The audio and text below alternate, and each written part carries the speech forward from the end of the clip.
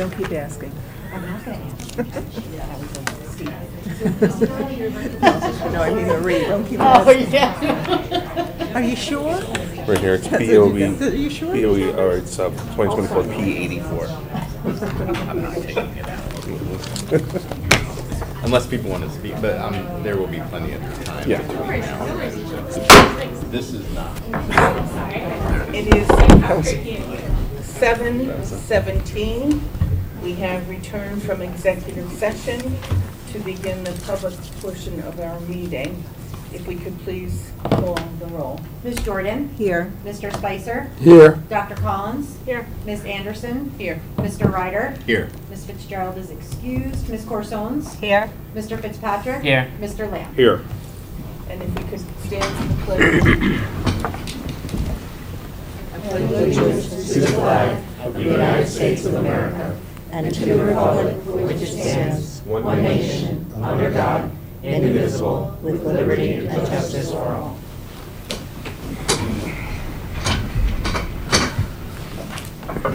We have one action pertaining to executive session. I'm going to need a motion to approve BOE 42, approval of a separation agreement. Be it resolved that the Board of Education approves the terms of a separation agreement and general release between the district and employee number 3216, and authorizes the superintendent of schools sign said agreement. The terms of the separation agreement and general release shall be incorporated by reference within the minutes of this meeting. So moved. Second. All in favor of approving BOE 42? Aye. Any opposed? So BOE 42 has been approved. That brings us to our student recognition.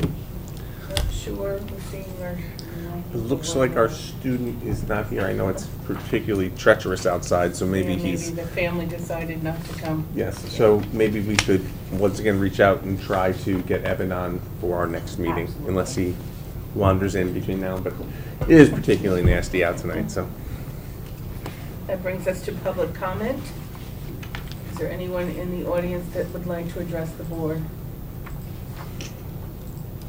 All right, moving right along, we are at the superintendent's report. Dr. Paolino. Thank you, Ms. Anderson. First on the superintendent's report, we have our Edson presentation and Principal Kathy Law. Good evening, everybody. I'm just waiting for our slides to show up, but I am really happy to be able to share information about Harry L. Edson. I really enjoy coming and presenting about our wonderful school.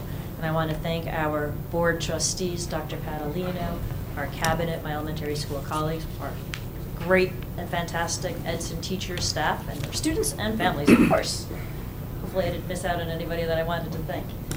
So I wanted to share a little bit of information about our students. We currently have 415 students enrolled at Edson. 58 of those students are ELs, and the primary languages of our ELs are Spanish, followed by Quechua, which is represented in the Mayan. And we still do have some students that are listed as English, even though they're English language learners. It's kind of phasing out as the L identification process has improved with the district. And the pie chart here shows the breakdown of the student population in our building. So primarily white, followed by Hispanic, multiracial, and black are about the same. The American Indian, again, is a lot of the students from Guatemala who speak Quechua fall into that range there. And our set commitments for this current school year for 2024 and 2025 are focused on our students' social and emotional health and our student academic growth. So these have been commitments that we're working on. We fine-tune what we're doing to support them every year. And with our focus on social emotional support, one of the things that we want to do is make our children feel welcome and included, and every day they're greeted as they enter the building by staff members and myself. Music is playing throughout the building live through Teams. Our announcements, which are bilingual, are live on Teams, and some of the things that I include in the announcements are student and staff birthdays to recognize each individual. We have a daily SEL focus, Mindful Monday, Tactful Tuesday, Word of the Day Wednesday, Thoughtful Thursday, and Fun Fact Friday. And we also have our monthly character trait-based themes, and our Word of the Day and our Thoughtful Thursday are often tied to those.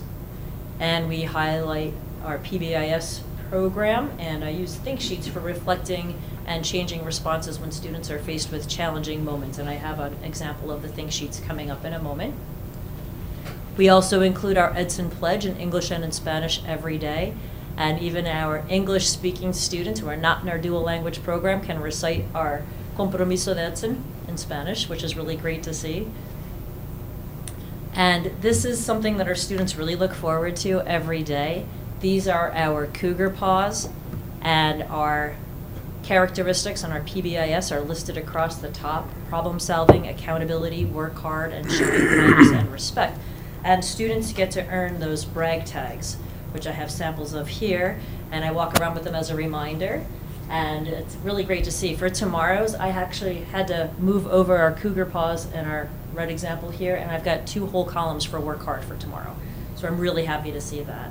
And then we have our mascot, Edson, who when a class is nominated for a full class cougar paw, the class gets to spend the day with Edson. So that's fun for them as well. This is an example of the think sheet that I use with our students. When they've had a challenging situation and they make a choice that may not be the one that we really want them to make, I want them to stop and reflect.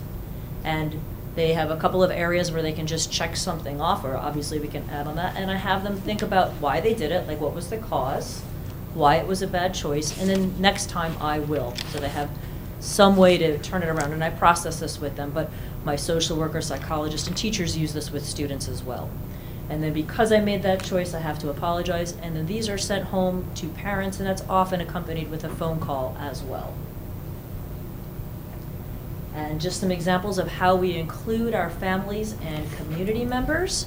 We have a very active wellness committee, and one of the accomplishments this year was eliminating plastic straws in our cafeteria. So instead of receiving those little plastic sleeves that have a little straw, a spork, and a napkin wrapped in plastic, they get a spork, there are no straws, and if they need a napkin, they can take a napkin. So that's been a nice accomplishment, and one of the parents created that little flyer that the students could color. And then these are just some other events that we had going on where families were involved. Our annual trunk or treat, upper right-hand corner, it was our kindergarten Thanksgiving celebration. Bottom left is our fall festival. And then one of my favorites, and many of our board members and our administrators, district administrators, participated in this as well, but that's our World Read Aloud Day, which is always the first Wednesday of February. This year we had 45 community readers, parent readers, district readers at our event.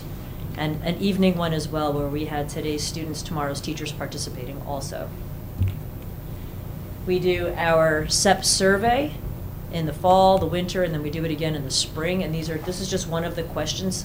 I thought this one was important because it's all about how students feel welcome, how staff members perceive students feeling welcome, and parents as well. Our 2nd through 4th graders did it on the computer, as did staff and parents, and then our K and 1 students in the fall did it on paper, but they shifted to the computer for the winter one. And as you can see, overwhelmingly, it was positive.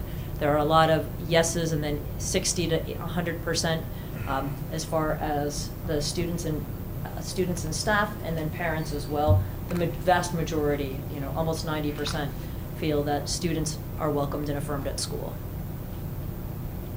And here are some examples of what was written in the open area on our SEP surveys. A lot of really positive things here. I like that one of the students highlighted that I'm in the cafeteria and welcome everyone in the cafeteria at breakfast and in lunch. I also like that parents who can do this in Spanish as well reply in Spanish. Mi hija ha tenido un buen aprendizaje en la escuela. So that was happy to see too. My student is having a good learning experience in school. And I'm going to shift over to some academics right now.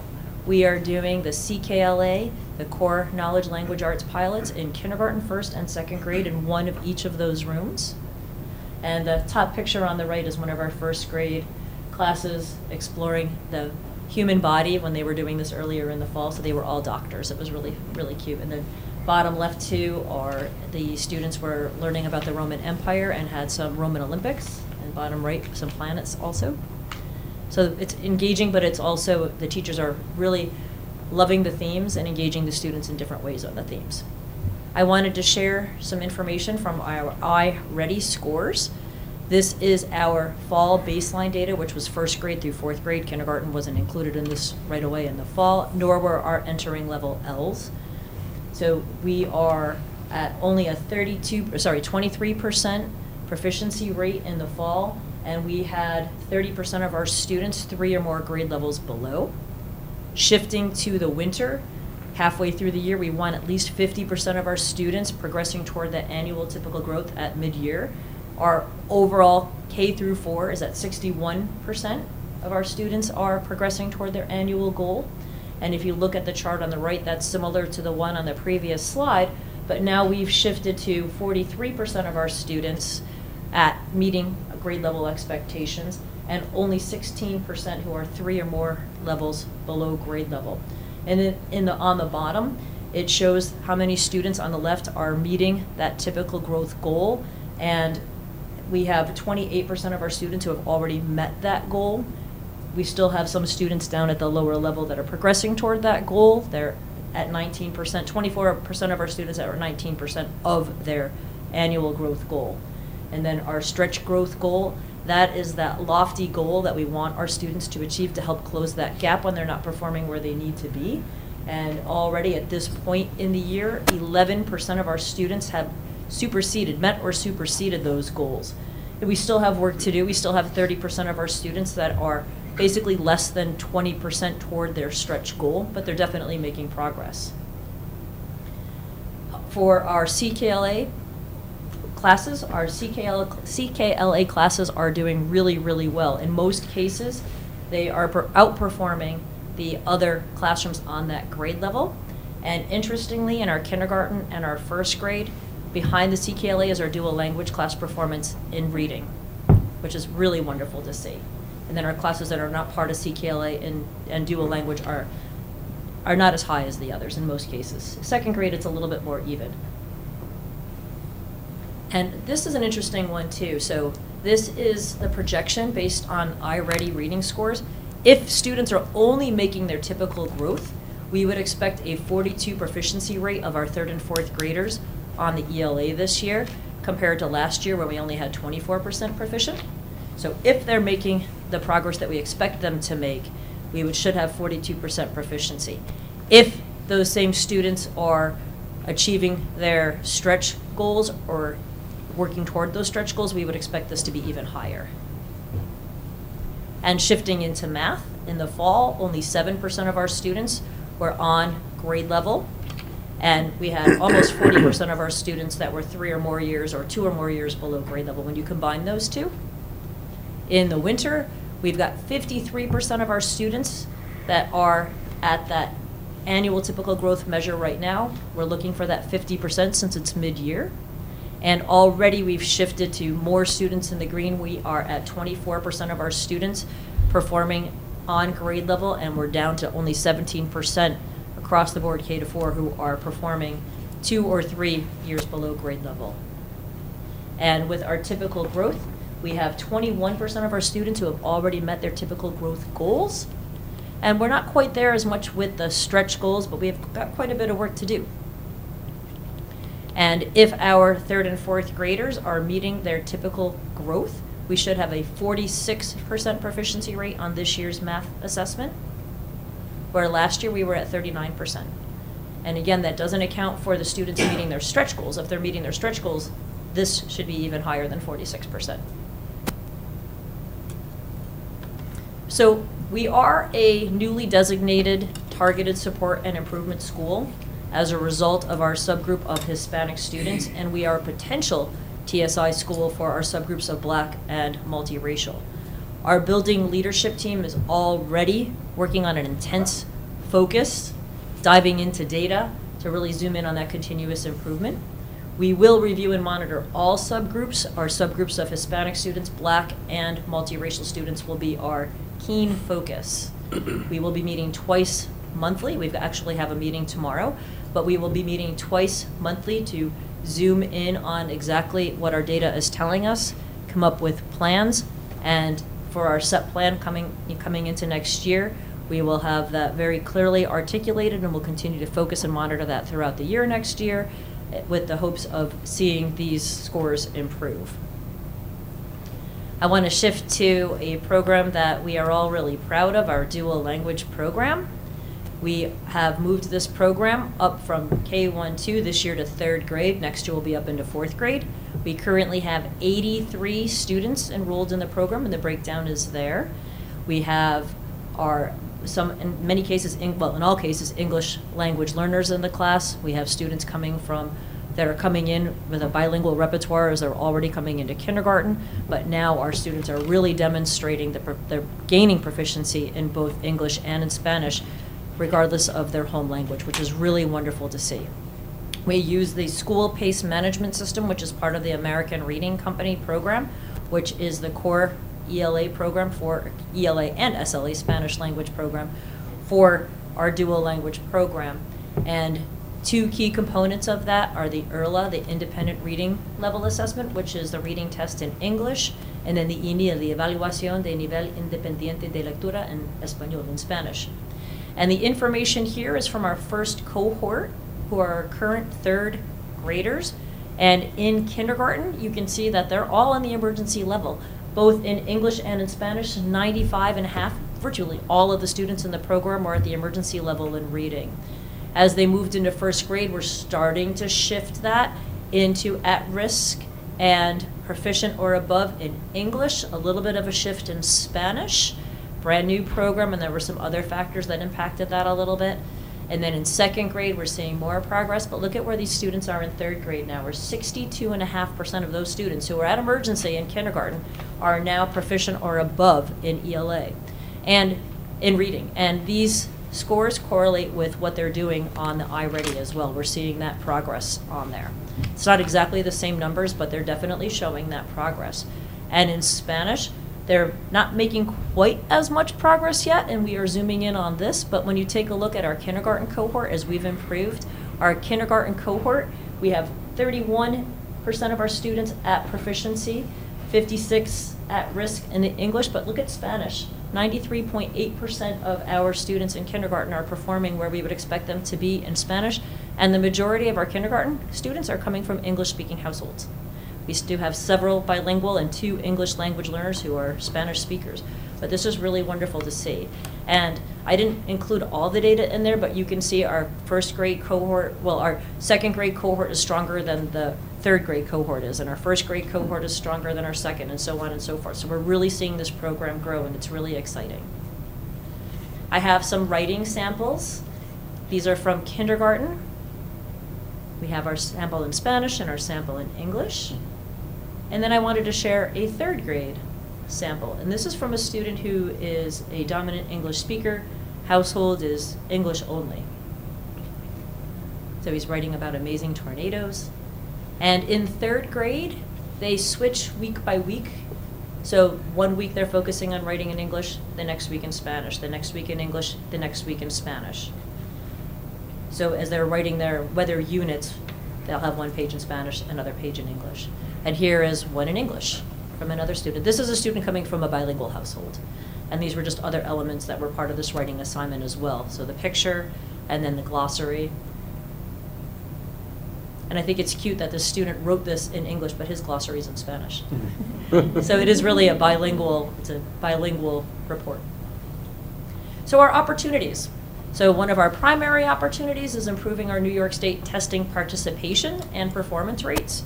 When we looked at our results from our Hispanic students for last year and even previous years, we did have a high level of opt-out, so we're zooming in on that.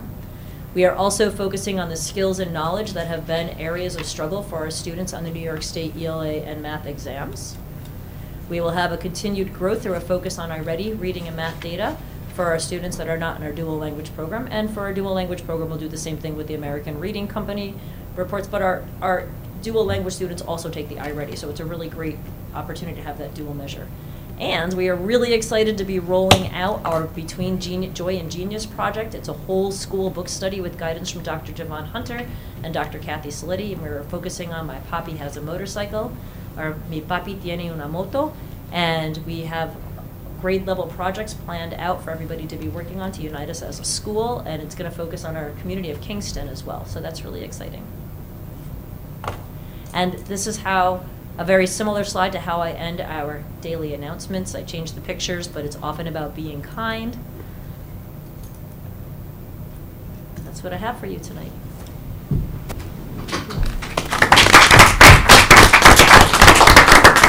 Thank you. Mr. Reiner. Thank you for a great presentation, a lot of great information. I think it's one of the things I wanted to highlight was the think sheet. I think that's a really great way of kind of using the PBIS program, and haven't seen it necessarily done the same way in other schools. Okay, thank you. I appreciate that. Dr. Collins. Thank you so much for a really thorough and clear presentation and all of the data. I really appreciated the way in which you were able to project to the New York State standards from iReady, so that was really useful and showing real progress already using this iReady curriculum. I also really appreciate the longitudinal approach with the dual language program. That's really nice to see that coming to fruition. I had a question around the interaction between CKLA and the dual language program and just that curriculum. There's nothing different about what's happening in those dual language programs with respect to that curriculum, or maybe it wasn't piloted. You showed a slide that went very quickly, and to me, I didn't actually get to digest it, but it was something about the progress of the pilot classrooms who were using CKLA, and you were comparing it to something in the dual language program, I think. Right, so we have, I can go back to that slide just to pull it back up. This one here? Yeah. So with this one, we have our CKLA pilot classes are highlighted here, and it's nice to see that the CKLA classes, the classes that are using that curriculum, are doing really, really well. And then our dual language classrooms in first and kindergarten are performing at higher levels in the non-CKLA and non-dual language class. I mean, sorry, they're Okay. the DLA, I got the it. dual language classes are performing, if you were to rank them, after CKLA. So it would be CKLA, dual language, and then non-dual language, non-CKLA. Excellent, that's really clear. Thank you. And then, so there's nothing, the CKLA will be implemented within that dual language classroom? Nope, or we no? use American Reading Company, which is also based Okay. on the science of reading. And it's a very thorough program, but that whole program was built on the science of reading.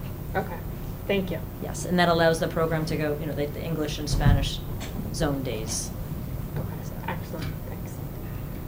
Other questions or comments? So just for clarification, because although the CKLA program does have, it is available in Spanish, I'm familiar with it.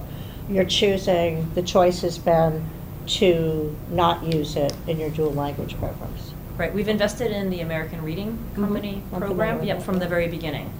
And I know that the district purchased that program several years out so that we would have that as we roll up to each grade.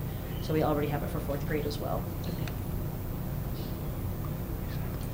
Sure, Mr. Reiner. So this isn't about the presentation necessarily, but I know you have a fairly active green team at the school with both parents and students. And just putting on my other hat, they are coming this Wednesday for a tour of the facility at UCRA that they've coordinated through our outreach team, and probably we'll have some great ideas after that, and we're here always for any school, but if you need assistance after that kind of presentation, always happy to provide any help we Fantastic, can. thank you. Yep, we're really looking forward to some of the changes that we can make. Any other? Mr. Spicer. All board members get a chance to see the reports before they come, so I saw yours and I made a whole bunch of notes I'd like to share. Focusing on social emotional support lowers the children's anxieties, increases calm, allowing teachers to raise expectations, and allowing our children to rise to the challenge. It's all a win-win, so thank you for that concerted effort. Feeling like you are welcome anywhere is the beginning of feeling like I belong here and people care if I'm happy here. No matter what the results of your SEP survey were, The fact that you would even care to ask shows a level of professional institutional concern that can only lead to a more accepting educational environment. But look what your survey did show. 98% of your children surveyed feel welcome. That's wonderful. 91% of your parents say 91% of your parents say their children feel welcome, which is also echoed in the positive community sentiments reported. The results speak to a caring school supportive of its children and parents. So thank you for that. It's also very encouraging to see Edson's dual language program flourishing. Studies show that it's not only the beginning of making both native English and Spanish-speaking children better at their new language, but better at the shared cross-cultural education that is also a valuable effect. So thank you. And lastly, I wanted to thank you for incorporating the Joy and Genius project into the program, because it allows children to tap into high achievement learning activities, that's the genius part, while supporting a positive, fun, culturally enriched learning environment. So thank you for all of that. And thank you for your presentation. Thank you. Thank you. Any other? Thank you, Ms. Lowell. Thank you. Thank you.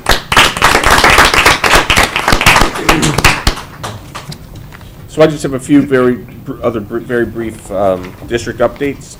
So we have our April 2nd meeting will be a budget-only meeting. So information on a preliminary budget, and will all be available to the board well in advance. Obviously, we spend a lot of time on the budget there. We are still working through, going through our budget over and over and over again, and finding different things that we're finding, still gaining new information that's helping us to make sure we can deliver to you, as much information as you need, and also obviously deliver to our community balanced budget.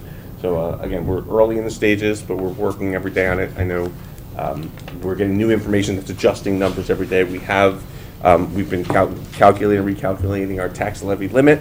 So by the time we come back to you in a week or so, we should probably have a really solid budget, preliminary budget to provide.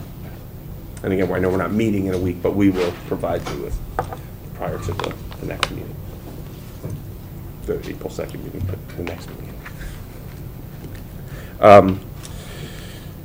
Just also, I'm getting a lot of questions about the school calendar. The school calendar will be on the agenda for our next meeting for your approval, so that will also be in your pack, so please look for that. So if there's questions, and actually, Mr. Ryder and I had a discussion about school calendar prior to this meeting.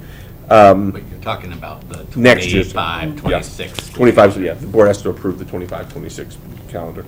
And then the two last things I have is, number one, we have our Superintendent's Conference Day next Wednesday, March 12th, so there will be no school for students. And lastly, we did make an addition to the website at the request of the DLT, and I think we got it up there, and we showed it to them at our DLT meeting last week, and it's our new parent page. So if you go onto our website and you go into parents, you're going to hit Parent Corner. There is a lot of information, and it's going to grow every day. We're putting tutoring videos up, there's contact information, there's all kinds of things. So our communications team got that up a couple weeks ago, so we were able to show it to the DLT. So just so you know, people who are participating in the DLT, we're hearing what they're asking for, and we're moving forward with it. So it's been, our DLT meeting last week was excellent, had a lot of great participation. We have some new things that we're working on coming out of that meeting. So that's really all I have for you now. I actually have two things. One is, do we have an extra day off in June? Does anyone know what the answer to that is? We are not mandated to have that day in June. Good, all right. New York City schools, but not Kingston City, not outside of the city. And then the other thing is, I attended the parent university at GW, and I'd like to thank all the people who presented. It was very valuable to the people who were there. And one mom got firsthand help with the computer that she was having difficulty with, because she was there and asked. And, it was a wonderful event. So thank you all for doing that. That's all I have. Any other questions or comments for Dr. Paolino? I have a question on the calendar, but I think it's probably new business. Okay. We'll hold it. Yeah. right, that brings us to Board of Education Committee reports, beginning with teaching and learning. Dr. Collins. Okay, so the Teaching and Learning Committee met on February 24th. The major topics were Q2 data, GW review, and Montessori program review, and then a brief overview, some discipline and restorative practice data for the district. So for Q2 data, we first looked at the iReady reading and very generally saw consistent growth in all grade levels as we would expect to see midway through the year. Overall, around 20 to 30% of our students were on or above grade level. And most notably, we saw growth in elementary relative to our middle grades. So, and when I say most notably, the growth I'm talking about is from the beginning of the year to mid-year. And also most notably among ELL populations. So, in terms of math, we saw, again, consistent growth in all grade levels, as we hope to see. 10 to 30% of students were on or above grade level. This differs for each specific grade, but that's a general overview. The bulk of the data reflect the academic outcomes one grade level below, and we expect that many of the students testing at one grade level below right now will shift into that grade level bracket by the end of the year. So largely speaking, we're seeing progress and outcomes that we expect. We are still seeing strong disparities in outcomes among our subgroups, particularly in math, but one really optimistic and positive note was the market growth by ELL population. It's particularly noticeable. We talked about the CKLA curriculum that was approved by the board at the last meeting and saw really the data that had informed that decision. And in particular, some of this was just alluded to in Ms. Lowell's report, that ELA growth for students in CKLA pilot classes were compared against classrooms that did not have that curriculum. And it was piloted in 22 classrooms, all grade levels at JFK. Students in the majority of the CKLA classrooms displayed more growth compared to non-pilot classrooms, as we just saw in that presentation. There'll be training for teachers, actually in this upcoming Superintendent's Day in March. So we'll be looking forward to seeing the growth across the district as we adopt that curriculum. We then focused on GW, really beginning with an overview of the 2-year implementation plan that began in 23-24. So that overview included a long laundry list that among those things, I'll just highlight a few of the actions that were put into place in 23-24, including curricular revisions, a Montessori coach was hired, a new professional development calendar that included trainings by Elizabeth Slade, the expert in Montessori, identifying training programs that meet the needs of the school that is being used to help train or as professional development, inventories of all of the educational materials, implementation of an uninterrupted work cycle of 1.5 hours, and then a lot of work aligning the curriculum, the report card, and the record keeping that's necessary to accommodate this individualized instruction system. So we had a little bit of discussion about this and understanding that Montessori needs a very individualized approach to record keeping, and so matching that with the way the district records records has taken some time and practice. And then along with that, developing crosswalks with the district curriculum and developing shared files and resources for all of the teachers at GW. In 24-25, some of the major efforts included identifying new teachers for Montessori training. So there are 2 teachers that started in January 2025. Increasing the work cycle to 2.5 hours, which is very close to the 3 that is desired, I think, by the ideal Montessori setup. And a lot of work reviewing achievement data, both historically and more recently in the last few years. So we as a committee reviewed some of those data and saw that the outcomes in the ELA and math for the non-ELL and non-economically disadvantaged students are similar, or in some cases even above district outcomes. However, GW is a TSI school for economically disadvantaged ELL and Hispanic subgroups.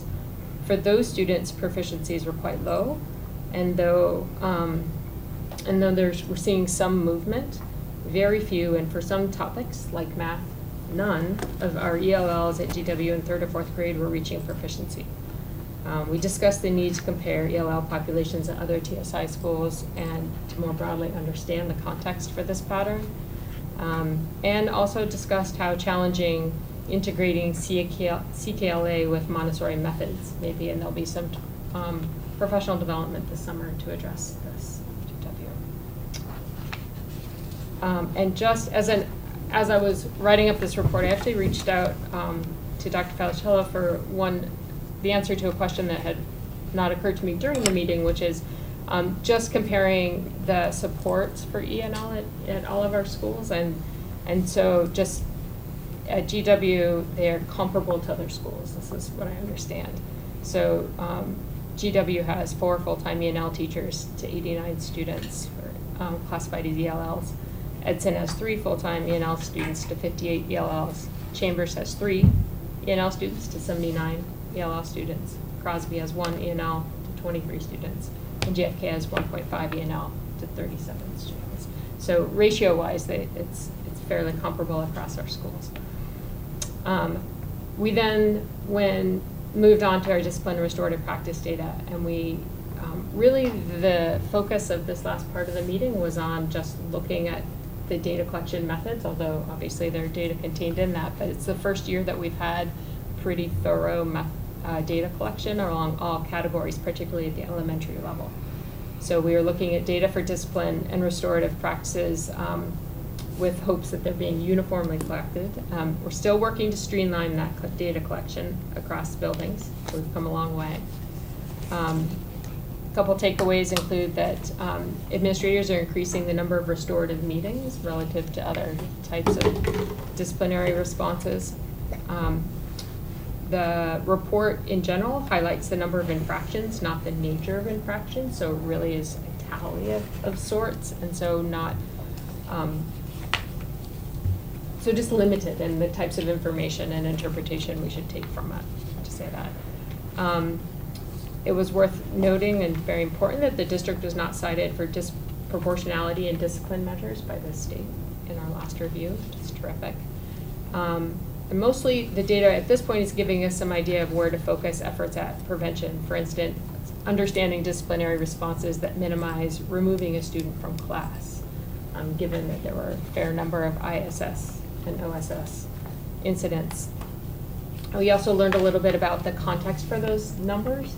So for example, I'm going off the notes here for a minute to make sure I get this example right, so tell me if I'm wrong, but if a student misses a class waiting to talk to a principal, that would count as an ISS. Is that correct, Dr. Badalino? Mm-hmm. So in which case, those numbers don't always reflect exactly what we are imagining when we say ISS, but otherwise we don't have any data to go from. And so that's a perfect lead into the closing statement by Mr. Spicer that I think I'll just share, because it was really about being brave about collecting data and looking at the data. And we can't fix what we don't know, and we can't try to understand what we don't see. So those numbers were a great start at trying to understand the patterns in the district, as well as just get better at collecting data and recording our responses. So our next meeting is April 7th. Thank you. Questions? No. Mr. Ryder? I don't know if this is a question for Dr. Collins or Dr. Padalino, but any of the subgroups that are not meeting proficiency, do we have numbers on like ELL students, economically disadvantaged, who are actually opting in to the Montessori program at George Washington compared to that being their home school? Yeah, we have, we can have. And We are have there those numbers? numbers. I mean, there are. We don't those who have opt them, in. I mean, I don't know. I know you can't But we opt as- we have them, yes. Okay. Yeah, we could easily get them. Because I would be interested in Mm-hmm. knowing that. And I'll have to go back and listen to the whole policy because I am interested in the presentation on George Washington and the Montessori program. So is your question about ELLs that opt into Montessori? Yeah, like as how opposed to many just we being in the have neighborhood? Right. Okay. who really don't have it, if it's their home school, that they don't really have a choice, right? I mean, they do, but they'd have to provide their own, if they didn't want to do Montessori, they would have to go to a different school, and we don't provide transportation, so my concern is that we are, you know, as we compare, like, what those subgroups are, I don't know the acronym TSI, so I'm showing my ignorance, Or whatever. the target. Targeted support. So I don't think we should just look at data from those subgroups at TSI schools, because those are targeted schools. We should look at data for those subgroups at all of our different elementary schools and see where they stack up, because, I mean, they, you know, they may be similar to their peers at TSI, but not at the non-TSI schools. Yeah, I think the reason why I had specified the TSI schools is that if they're not designated as TSI schools, then those students are not being singled out for the performance at those schools. So the data in some ways, that answers your question. But the subgroups performance matters. Right. Right, at all of our schools. So Right, but if we are targeted, if we're a TSI school because of the performance of our L students in 4 of our schools, 2 of our schools, but we're not, I mean, not specifically, but that tells you that the Ls in the other, or English language learners in the other schools are not meeting the threshold to become a TSI for that subgroup. Correct. That's what it's. right, okay. I But mean, the comparisons generally. at just the TSI schools for those subgroups, they're gonna maybe be similar, but it would be more disparate, I think, at the non-TSI schools, and I think it would be valid or valuable to know the performance of those subgroups at the other schools. Yeah, and we can, I mean, just a general statement, it's better. That's why they're not, or there's not enough of the subgroup to create a category Okay. in some of our buildings, so that could be the case too. But we can, that's simple, we have that. I think the only other thing I would add is that we did look at attendance. And attendance across the board, district-wide, is very positive. And I think that's a great thing that we should celebrate. So all of the programs that people have put in place, I congratulate that because they are coming to school. I had one question about the data Yeah. that I just probably missed, but you were talking about the kids who are not ELL. Oh, in- yeah. In at Montessori, GW. Yeah. right? And when they were compared, they were pulled out, they were disaggregated in the Montessori, and then were they compared with a disaggregated group in another building? Is that what it was?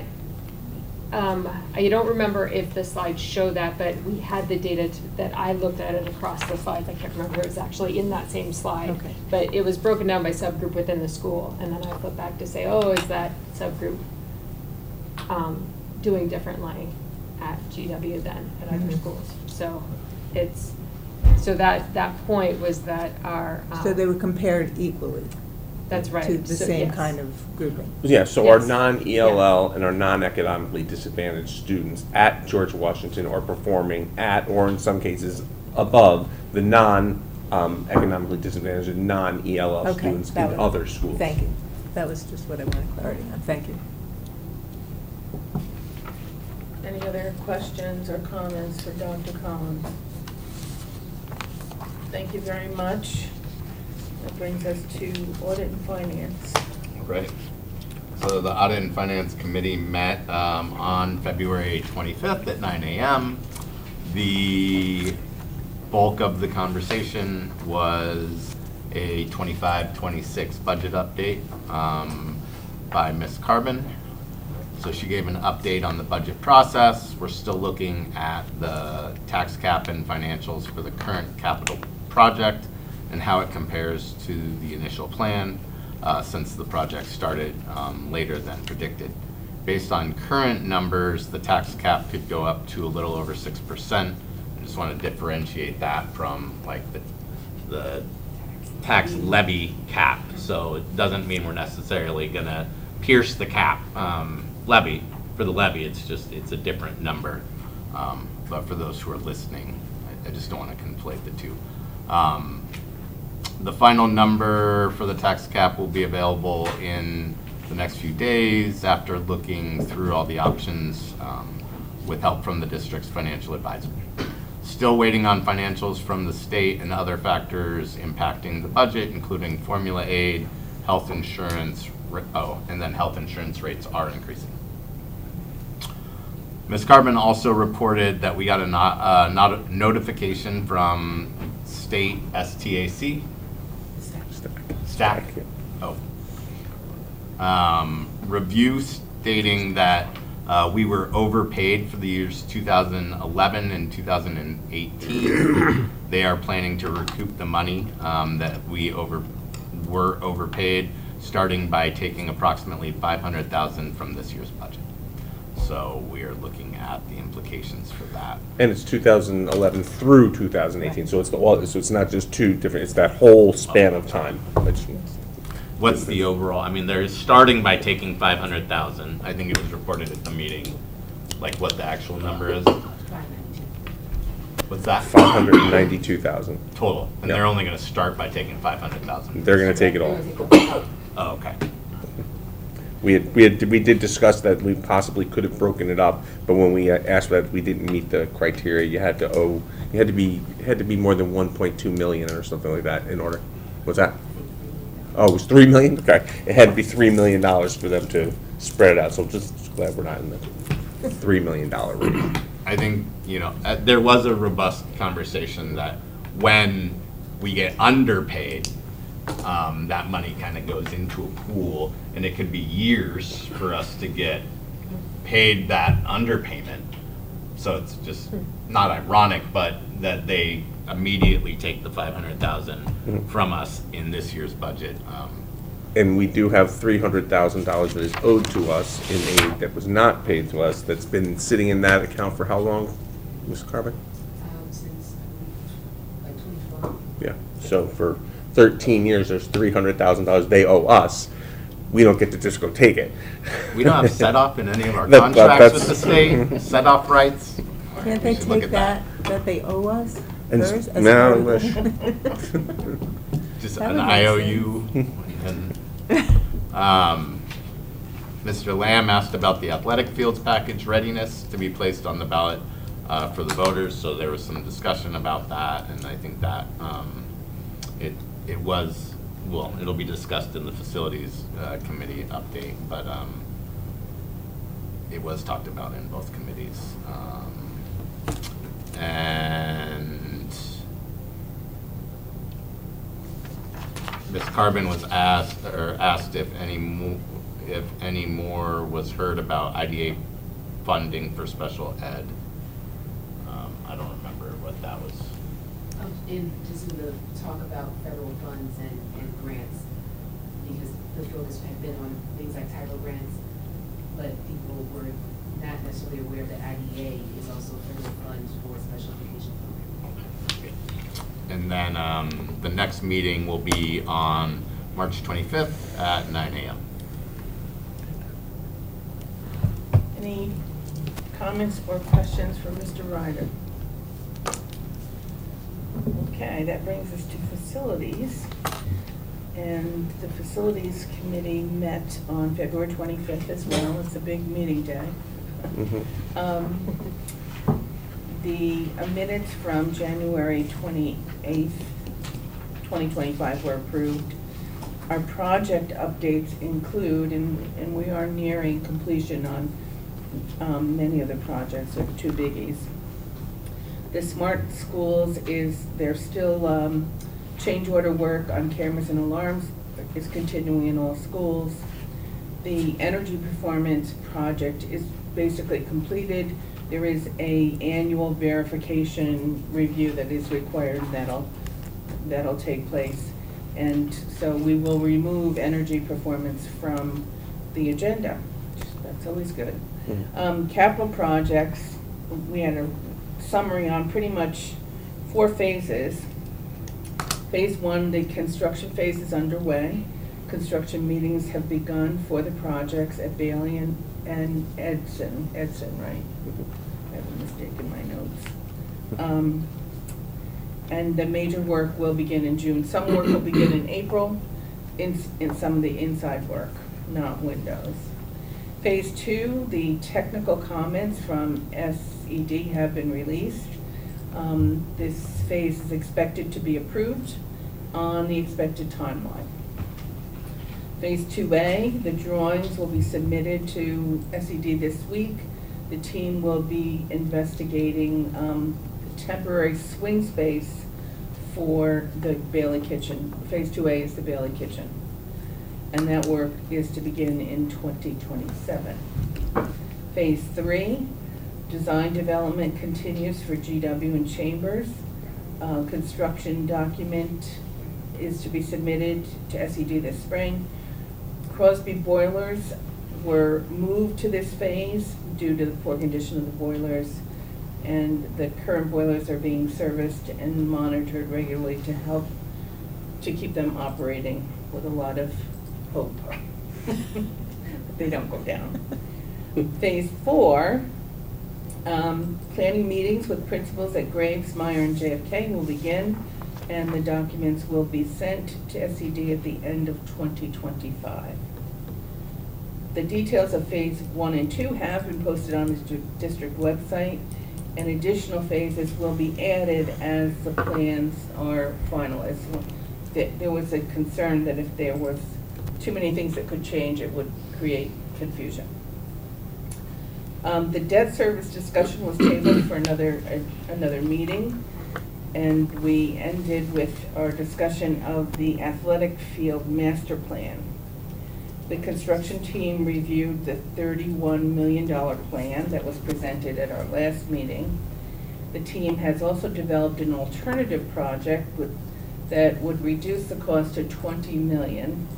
The new ideas were developed in collaboration with the district steering committee, and the recommendations included having a district-owned track on school property, which would be at the Crosby site. Synthetic turf, and that would include synthetic turf. Synthetic turf at Gruner would make it a multi-purpose field.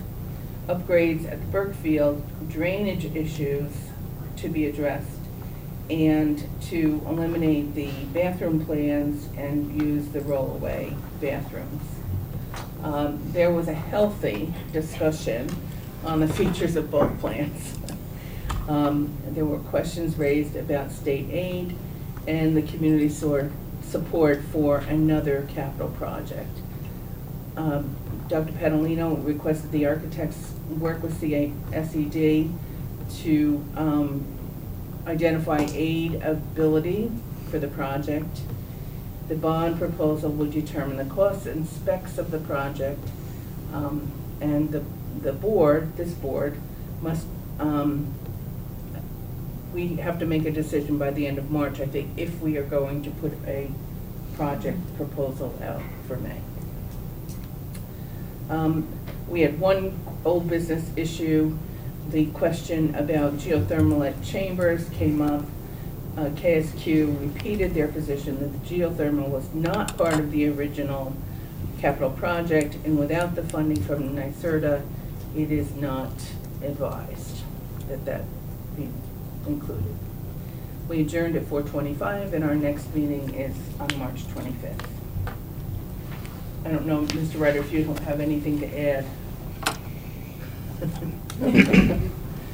Any questions or comments? Mr. Fitzpatrick. I was wondering how much it costs to produce something like the athletics master plan. It was $30,000. Cool. That's what we paid the Consultant. consultant. Thank you, guys. Thank you. Would not have known that. And then I wanted to ask about the status of inventorying the district's fleet of combustion vehicles. Oh, yeah, that came up.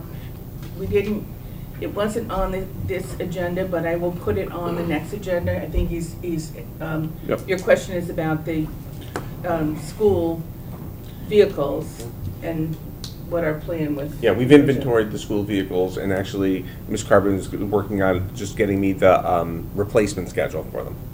Yeah. So I will put that on the agenda for our next meeting. Any other questions, comments? Okay, that brings us to our consent agenda. Are there any items that trustees would like pulled from the consent agenda? Mrs. Jordan? P84. And Mr. Fitzpatrick?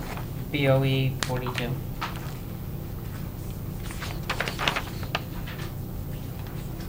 Any others? So if I could have a motion to accept the consent agenda minus P84 and BOE 42. So moved. Second. Any discussion? All in favor of accepting the consent agenda? Aye. Any opposed? That brings us to, You gotta do the I know. Oh, okay. Sorry, I thought you were moving on. No. P84. I need a motion I'll move it. Second. and discussion. I remove this because this is a resignation of an individual who has made an unusually wonderful contribution to this district. It is Kurt Reinhardt, who is retiring, and I wish him as many years in retirement as he's had working for us. It is a tremendous, you have been a tremendous gift to our district, to our country, to our community, and you will be missed. And I thank you for everything you've done.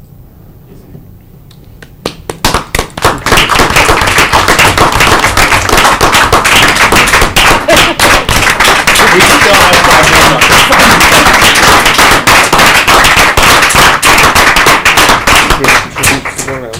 And can we vote no on his resignation? Yes. I think there are several trustees that would like to vote no for this, Mr. Reinhardt, but it's well-deserved. Thank you very much for all you've done. Any other comments? All in favor of accepting P84? Reluctant, aye. With regret, yes. Aye. Any opposed? P84 is approved. Now we go to BOE 42. That is the approval of the shared decision-making plan. I need a motion So moved. and discussion. I just wanted to pull this out of the agenda to say a couple things about it. First of all, I wanted to thank everyone involved in the process all throughout. And I wanted to make sure it was clear that this is, even though it is prescribing the way that things are going to be handled, that it is not, it should not be looked at as something that is not being worked on every, I think 2 years we gotta take it out or whatever.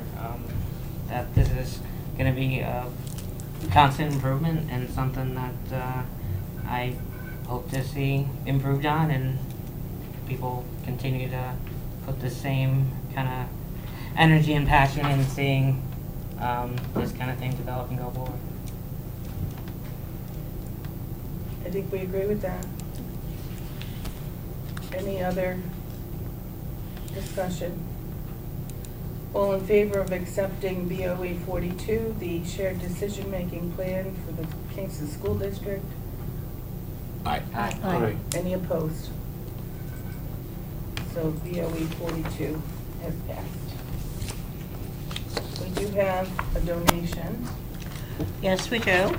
The Board of Education of the Kingston City School District hereby accepts with grateful appreciation the following generous donation.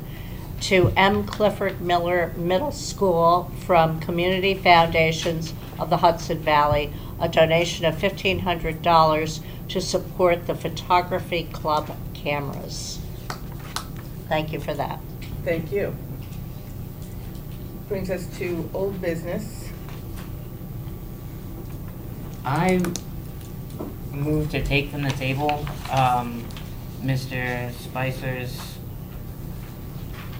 motion on September or February 5th, creating the DEI and belonging committee. I'm not sure I understand what you're So, asking. The motion that was laid on the table. Oh, that was February 5th, tabled. Oh, You guys were trying to table the table, whatever you came up with was tabling that motion, I believe. okay, so I'm still not sure what you're asking. To untake, To to bring it take to. the The vote? original question that was Needs a tabled. second. Needs a Okay, second. so we have a motion and we need a second. Seconded. Okay, discussion? So it's, was my understanding that this, to table something like this, it was either gonna be put on the table and would be going away,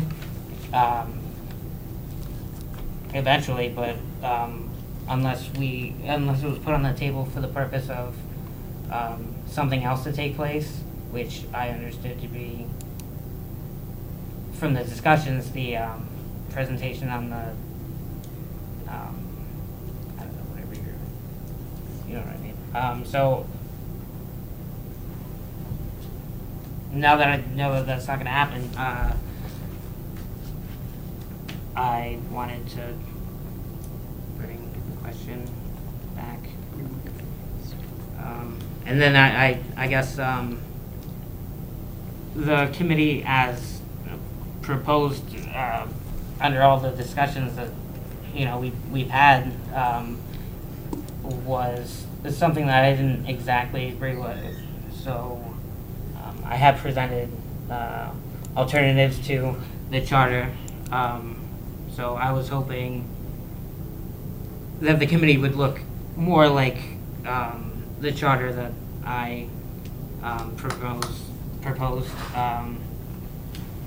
than it was discussed, which I guess mainly would be, more of a second policy committee than, I don't know how to proceed because the original motion was to adopt the original charter. Mr. Fitzpatrick is proposing, and I don't disagree with him either, I just don't know how to proceed, that we create, that we adopt the charter according to the changes that he made. I just don't know how to proceed, because there's a motion on the floor for one charter. Mr. Fitzpatrick would like us to adopt another charter, like I said. well, so I mean, if that's or- what I Right.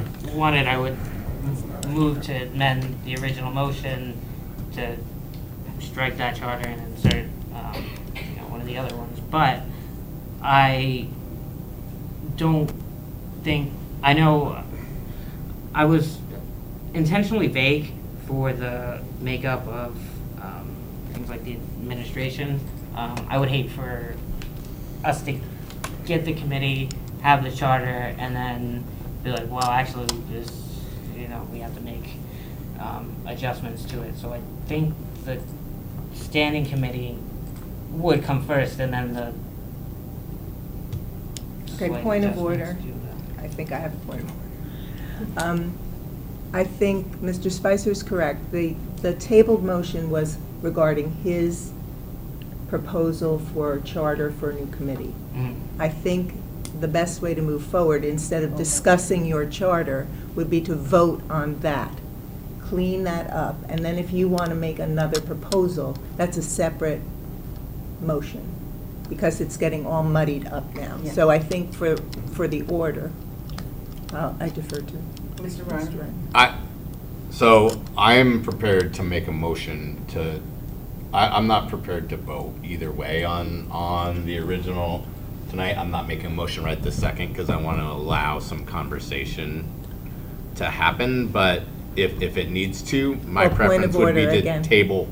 We can't have that until we vote yea or nay on this. No, I'm not talking about Mr. Fitzpatrick's Right. agenda. I'm talking about Mr. Spicer. Right, he untabled that. Right, the so it's motion on the table. Hold With on, a the second. motion on the table is to untable, like right now. That's right. Right, The yeah. motion Oh, I is see. To whether or not untable. to untable Gotcha. that charter. But there was That a is the motion, on the floor. and there was a second, so there needs to be a Right. We can vote. vote on Correct. that. So it's that not is the vote untabled. right I now. thought that you The could just vote- bring something to the table. I didn't think No. there has to be a vote if there's a If motion it's and a tabled, you second. have to Yeah. untable. The motion on the floor is to untable that charter motion.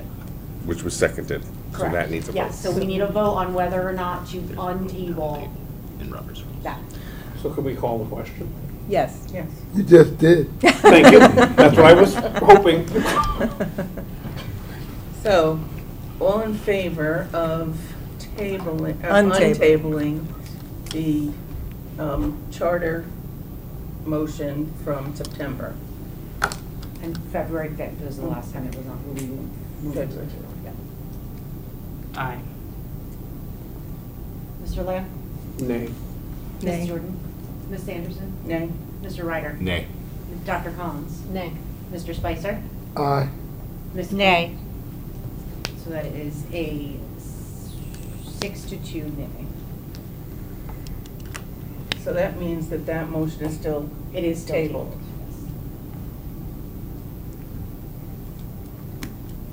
What is parliamentary procedure following this moment?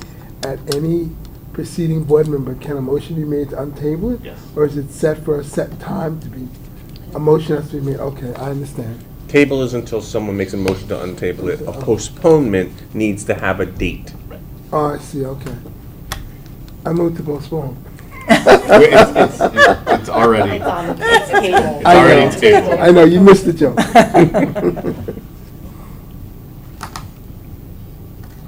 All right, we do have an item on the agenda for the student ex officio board member.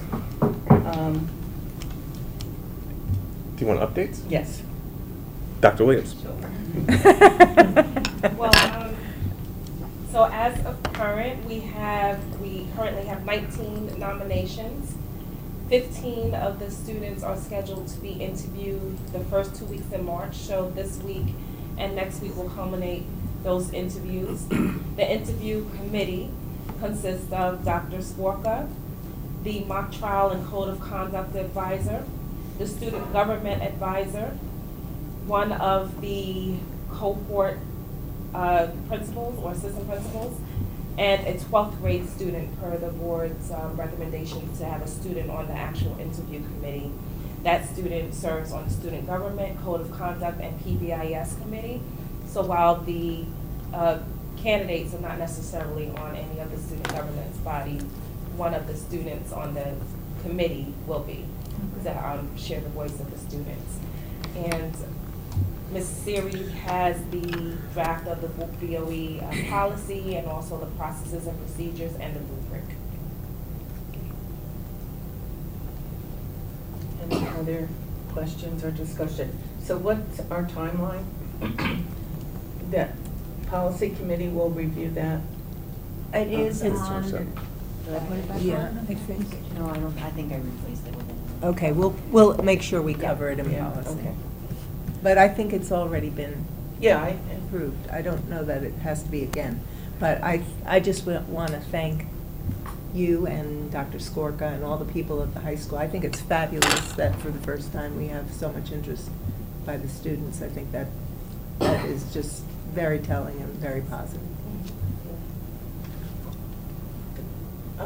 And just a timeline for when the recommendation will come to the board with a, just, a finalized? So we hope by the beginning of April, because Okay. interviews will be done next week, and then we'll solidify that piece and meet with them. Great, thank you. Thank you. okay, thank you very much. Any other old business?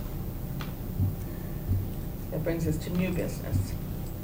Mr. Ryder.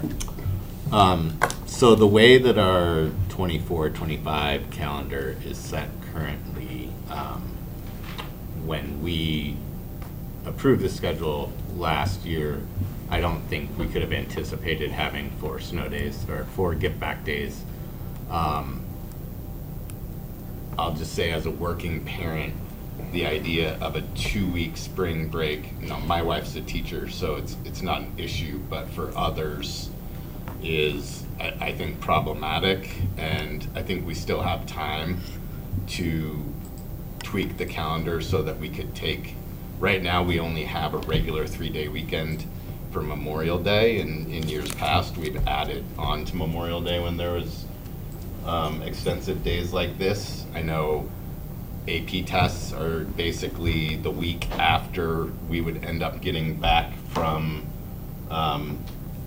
this 2-week spring break, and I think as a parent of an AP student, I have concerns that there's enough time for teachers to review for that. I know there is concern on the other end if we were to add to Memorial Day to it'd be closer to Regents, but it's not nearly the same as taking a full 2-week break. I do want to also bring up that NYSMA is on the Friday.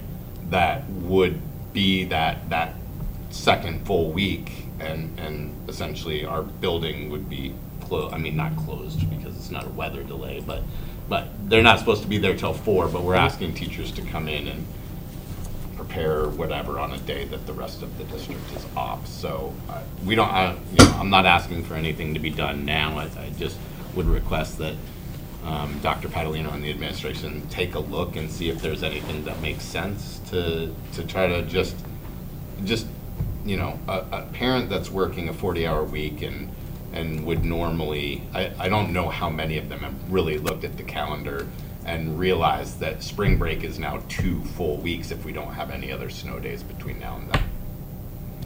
Isn't that a negotiated item, though? I can speak with KT. If it is a negotiate, well, no, yes and no. They get to review it. I'm sure if I will meet with the administration and talk to the building because a lot of them have made adjustments knowing for different things that they were doing, knowing that this was going to happen ahead of time to see what kind of things we can come up with. But I mean, I think I agree with Mr. Ryder. I've never had this, I mean, in 14 years, 14 winters as a superintendent here, we've never had this happen before, where we had this many snow days left over. It's only the first And week of and March. right, and it's only March, but I saw 60s, I saw 60s on We had a the- snow day on May 11th. Yes, we I- did. Yes, I Well, know. let's hope for at least 2 more. I mean, I'm all good with that. Like, that's why I'm saying in Right. 2 weeks we look, right? Right. Like, Yeah. I think we still give parents the time to make adjustments, Yeah, I especially agree. if we're pushing off. We're not like, I know last year I asked to change the calendar so that we could take The lunar the eclipse day off, and concern was that was, adding a day. This would at least be, I think, giving some reprieve to parents, and then they could figure out Memorial Day weekend later. But I will tell you the NISMA Day, as a person who ran 10 of those festivals in this district, having that day off would be a blessing because you can get the building set to go in the morning. But Okay, we'll look at that and I'll report back. thank you. Any other new business?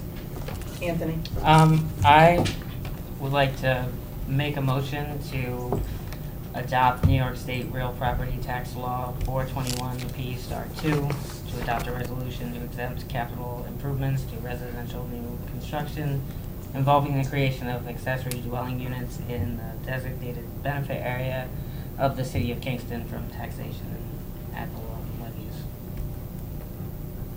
We have a motion. Do we have a second?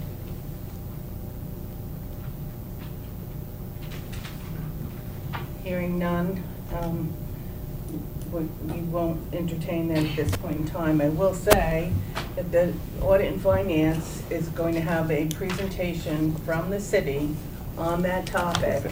And with that, we will have more information, better information as to whether or not the board should move in that direction. On that one? On that one. On both. Both. Yeah, on both. The different scenarios and what the impacts to the district will be. Yeah, that's the big question. What's the impact? The date of that is when? The 28th. That's the, Any, Anthony? Yes, I want to make a motion to create a diversity, equity, and inclusion standing committee. Do I'm we- sorry, can you say that for me again? Create a diversity, equity, and inclusion standing committee.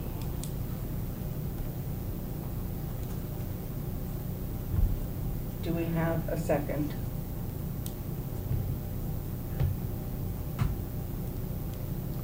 So at this time, we are not going to act on that motion.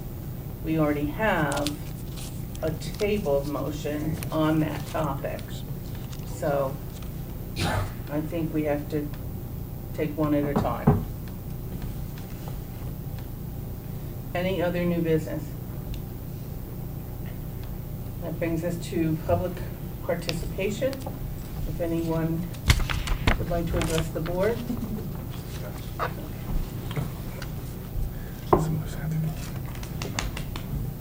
Hello, everyone. Good evening. My name is Brian Nieves. I'm with Noresco. We're an energy services company. I met Dr. Williams this past weekend at a superintendent's conference in Albany. Just a little bit about our company. We do energy performance contracting. We are also a NYSERDA Flex Tech consultant. NYSERDA is New York State Energy Research and Development Authority. And I did a little bit of research after I met Dr. Williams, and the district is eligible for 100% funding to do energy audits and energy types of studies. I did speak directly to NYSERDA today, and they did, in fact, confirm that Kingston is eligible. That's the good news. The bad news is any applications to participate have to be in by March 13th. So time is of the essence there. But, you know, with that, I did speak with our technical director. You know, in order to participate in the Flex Tech program, you would just have to have a walkthrough of your facilities. A scope of work would need to be developed. We would have to get utility bills, and paperwork would have to be submitted by the 13th, all of which would be fully capable on our end. But I learned a lot in listening to you know, some of the performance contracting and capital plans that you have. So I'm not certain if it is something that may be needed, but it is millions of dollars of free funding from NYSERDA to do more in-depth studies for your school buildings. So did want to share that. Happy to take any questions or comments or anything. We don't normally interact with public comment, Okay. but we appreciate your comments. Okay. Thank you. Can I ask a question? Sure. Does an application to a grant from NYSERDA require board approval? No. Okay. Can we get it done? I don't know. We'll discuss this. Board member announcements. Ms. Corsones. Just so everyone is aware, Dr. Catalino and I will be meeting with Hillary Nichols, the Executive Director of the Ulster County IDA, on March 19th. Can I join you for that meeting? You're more than welcome. Was that sarcasm? No, Oh. no. I just wasn't sure. No, absolutely. Okay. Any other announcements?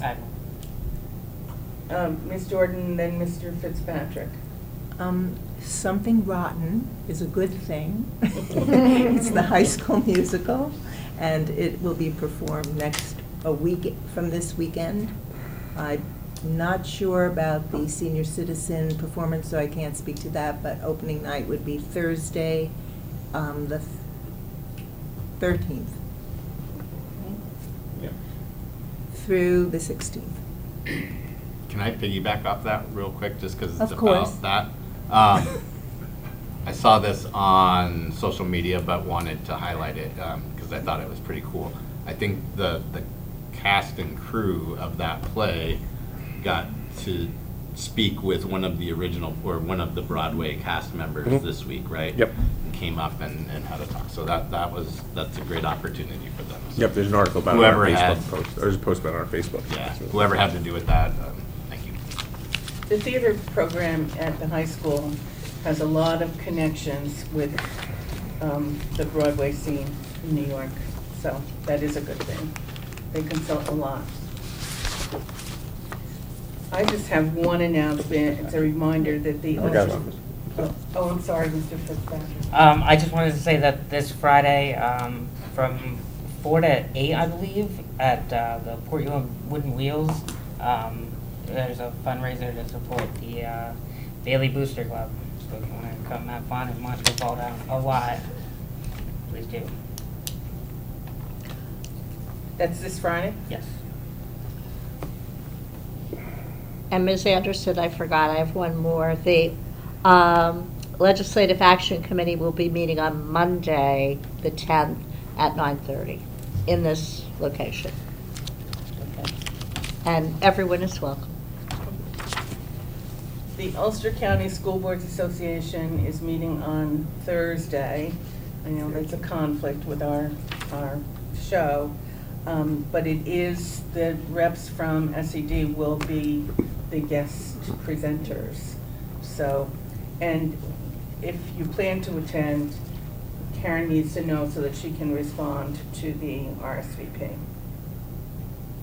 And the last thing I have is to congratulate those teachers at Miller who took their students through a New Deal project in which they had to identify an issue and research it and then present their solution. So most of the kids did a really, really good job. It's a good program. Any other announcements? That brings us to a motion to adjourn. So moved. Second. All in favor? Aye. Thank you all very much. Thank you. Thank you. I'll have to give you this on Saturday.